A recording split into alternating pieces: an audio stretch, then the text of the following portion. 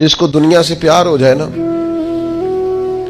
مال و دولت سے عشق ہو جائے، وہ لوگ بڑا ڈرتے ہیں موت سے۔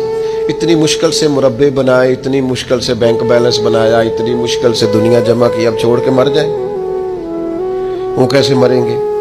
وہ حضرت شاہ فرید الدین عطار رحمۃ اللہ علیہ کہتے ہیں، میں تصوف طریقت معرفت کے راستے میں آنے سے پہلے نا عطر بیچتا تھا۔ عطار عطر فروش کو کہتے ہیں۔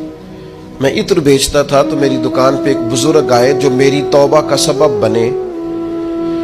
بابا جی سیدھے سادے تھے، خوشبو بڑی مہنگی مہنگی، میں نے اس دور کے جو آپ اپنے لفظوں میں سمجھ لیں جو برانڈ تھی نا، زیادہ مہنگی خوشبوئیں تھی، جو بادشاہ، وزیر، مشیر، مال، اس طرح کی خوشبوئیں میں نے رکھی ہوئی تھی۔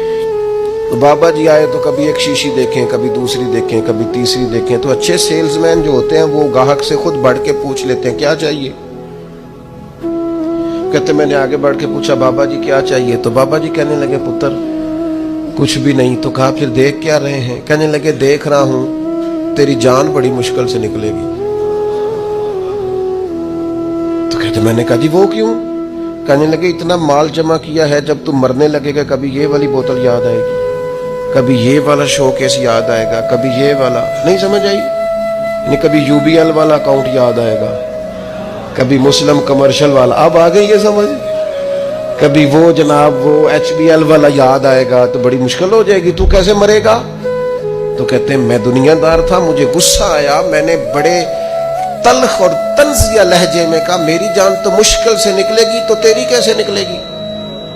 کہتے ہیں بابا کہنے لگا بیٹا ادھر آنا باہر۔ میں سین میں آیا، وہ زمین پہ لیٹا، اس نے کلمہ پڑھا اور اس کی روح پرواز کر گئی، میری یوں نکلے گی۔ عرش فرشتے بانگا ملیاں نہیں تے مکے پہ گیا شور، بلے شاہ آسا نہیں مرنا، یہ تے مر گیا ہی کوئی اور، ایسے نکلے گی میری۔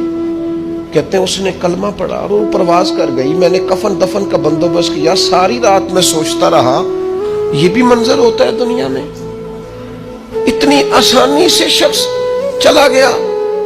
فرماتے ہیں بس پھر میں نے بھی صبح خیرات کی، کاروبار کو اتنا کیا جتنی مجھے ضرورت ہے، اور پھر میں نے بھی اپنا زیادہ وقت اپنے رب کی رضا کے لیے گزارنا شروع کیا۔